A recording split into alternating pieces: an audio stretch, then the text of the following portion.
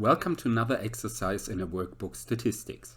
This time we're going to focus on measures of dispersion. So let's have a look at the exercise. Here we have asked for how long they use social media platforms during an average day. In minutes, a sample of 10 teens answers as follows. And then we have those 10 different observations here. What we should do with those observations is first off determine the range. Second, determine the interquartile range. Third, determine the corrected variance. And finally, the fourth one, determine the corrected standard deviation. Before, however, we start working on this, we're going to rearrange our data set to make working, especially on part A and B, a little bit easier. So I'm going to copy my original data set, and then I'm going to order it in an ascending fashion. So starting with the smallest values, always increasing or remaining the same, but never decreasing. Then finally, I have this ordered data set. That's some additional work, but as you will see on the next two slides, this makes part A and B very, very easy. So if we start with A, with the range, with the ordered data set, for the range, we can simply select maximum and minimum, which here are largest or last value and smallest or first value. So here we go 180 minus 0, last value minus first value, giving us a range of 180. Already solving part A. Then we can continue with the same data set for part B, the interquartile range. Here we have in the interquartile range defined via third quartile or 75% percentile minus first quartile or 25% percentile. And then the difference of those two. So we need to calculate these two quartiles. How do we go about this? Well, first off, we're going to calculate those percentage values times the number of observations. If we look closely here, we have 10 observations, so we go 0.75 times 10 here and 0.25 times 10 here. In both cases, I get something which is not an integer, a decimal number. And that's the important part to differentiate here, because for quartiles, percentiles, I have two different formulas depending on whether the result at this point is an integer or not. If it's not an integer, as in both cases here, I'm simply going to round up.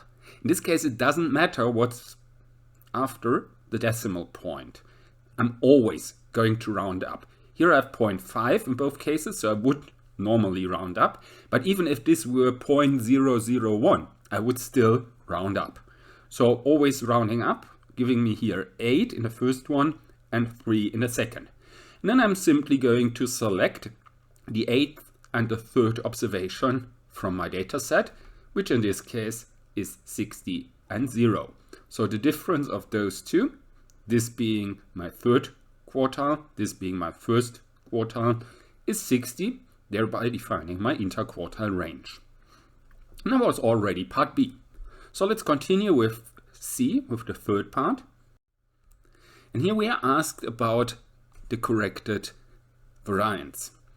So to calculate the variance, we first off need the arithmetic mean. That's however easily done. We simply add up all our observations. I'm going to shorten this a little bit here because I have 3 times the 0 and 2 times the 10. And then we divide the sum of all observations by the number of observations, giving me here an average of 37. That's the first part we're going to need here. With this arithmetic mean, we have two alternatives in calculating the corrected variance. Here I'm going to use a version which usually is the least error-prone version if you have to calculate this by hand. What are we going to do here? We're going to use this particular formula, which simply means, and that's the first part here, we're going to square all our observations. So going 0 squared, 0 squared, 0 squared, 5 squared, 10 squared, and we're going to sum up those squares. And we're going to multiply this with 1 divided by n minus 1, or dividing by 9. From this, we subtract, first off, the squared arithmetic mean. That's why I calculated it at this point. So we're going to go 37 to the power of 2. And then we're going to multiply it with a correcting factor. That's because here we're working with the corrected variance. So at this point, we have n, 10 divided by n minus 1, so 10 divided by 9. Well, if we're going to do this, that's actually the first part.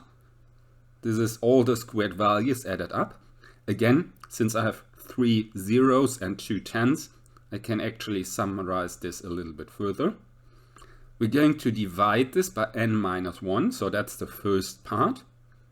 Then I'm going to subtract n divided by n minus 1, 10 divided by 9, times the arithmetic mean squared, 37 squared. I'm going to put all of this in my calculator, yielding me this intermediate step and a final result of 3,428.888 and so forth. That was the corrected variance. We could leave the 1 divided by n minus 1, the n divided by n minus 1, or rather factor this out as well. This would give us a slightly different version for this variant. This is one way to go about this.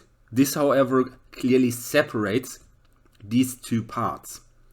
So writing it down in this fashion for some people might be a bit more intuitive and easier to remember. Well, that was the corrected variance, so we are left only with our fourth and final part. And here we are asked about the corrected standard deviation.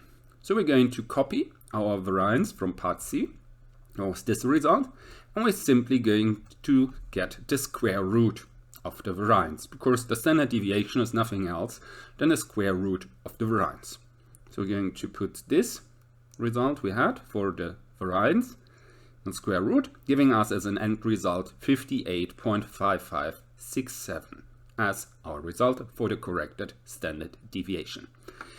You can note here, that's my final comment, since we already corrected the variance, so we calculated the corrected variance, or the sample variance, we do not have to specifically correct the standard deviation. So if the variance is already corrected, taking the square root will give you the corrected standard deviation as well. If you have the uncorrected variance, getting the square root will give you the uncorrected standard deviation. Well, this then concludes the session. So I hope you enjoyed it. I say goodbye and see you next time.